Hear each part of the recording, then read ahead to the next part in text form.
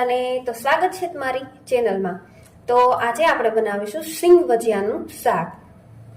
તો એના માટે આપણે લીધા છે ટમેટા, ડુંગળી, લીલું લસણ લીધું છે, સૂકું લસણ, આદુ, મરચાં ને સિંગ ભજીયા લીધા છે। તો આપણે હવે શરૂ કરીએ સિંગ ભજીયાનું શાક માટે આપણે બધું કટિંગ કરી લઈએ। હવે આપણી બધી સામગ્રી કટિંગ થઈ ગઈ છે, જેમાં ટમેટું અને ડુંગળીની જે છે પેસ્ટ બનાવી લીધી છે ગ્રેવી ગરમ બનાવવા માટે। ત્યારબાદ આપણે લીલું લસણ હતું એને કાપી લીધું છે। ત્યારબાદ સિંગ ભજીયા અને આદુ લસણ, સૂકું લસણ અને એને પેસ્ટ બનાવી લીધી છે આદુ લસણ મરચાની। તો હવે આપણે શરૂઆત કરીએ। હવે આપણે મસાલો બહાર જ બનાવવાનો છે, માટે દહીં લીધું છે 2 ચમચી જેટલું। આપણે થોડુંક મીઠું નાખીશું, છે લાલ મરચું પાવડર છે નાખીશું, તમે વધારે ઓછું લઈ શકો છો।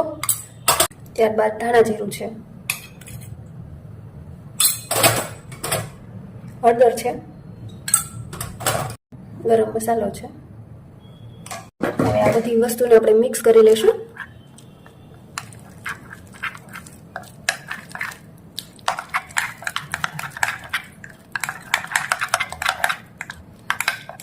થોડું પાણી નાખી લઈએ। તો આપણા મસાલા બધા સરસ મિક્સ થઈ ગયા છે। હવે આપણે શાક બનાવીએ। શાક બનાવવા માટે આમાં આપણે 2 પાવડા જેટલું તેલ લીધું છે, તમે વધારે ઓછું લઈ શકો છો। તેલ ગરમ થઈ ગયું છે, રાઈ નાખીએ, જીરું, હિંગ, હવે જે આપણે આદુ મરચાંની પેસ્ટ છે એ નાખીશું।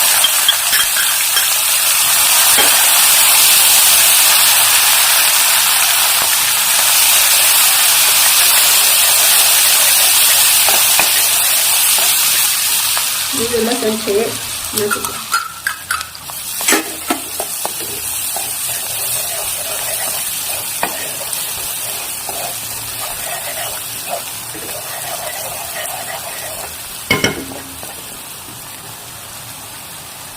ડુંગળી અને ટમેટાની જે પેસ્ટ છે એ નાખીએ।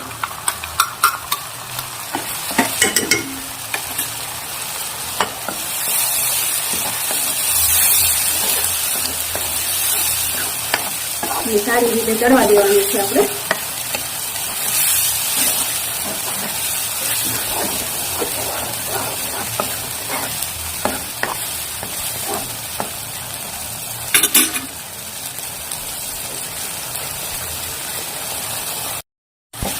હવે આપણે પેસ્ટ સરસ ચડી ગઈ છે, તેવું છૂટું કરવા માંડ્યું છે। હવે આપણે મસાલો જે બનાવ્યો હતો એ નાખીશું।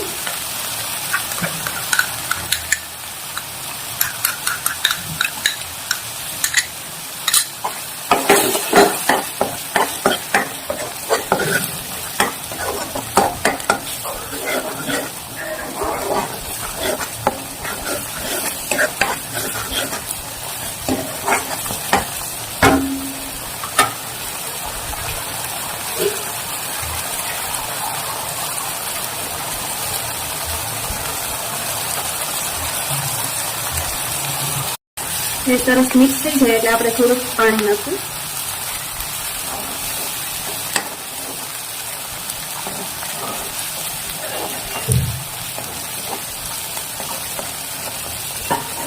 પાણી નાખ્યા બાદ આપણે એને સારી રીતે ઉકળવા દઈશું। ત્યારબાદ આપણે જેમાં ગોળ નાખીએ સ્વીટનેસ પ્રમાણે। જો તમે સ્વીટનેસ ન પસંદ હોય તો તમે અવોઇડ કરી શકો છો। લીંબુનો રસ છે એ નાખશું।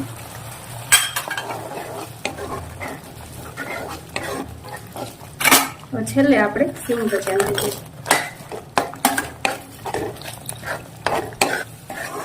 સિંગ ભજીયા નાખ્યા બાદ આપણે એને 5 મિનિટ ચડવા દેવાનું છે।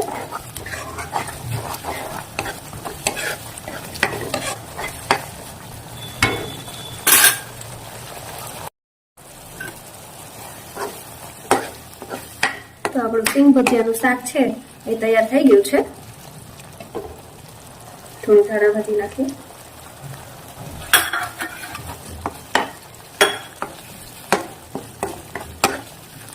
તો તૈયાર છે આપણું સિંગ ભજીયાનું શાક।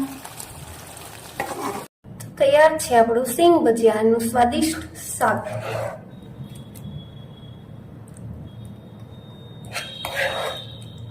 જો તમને મારી આ રેસીપી સારી લાગી હોય તો મારી ચેનલને સબસ્ક્રાઇબ કરો.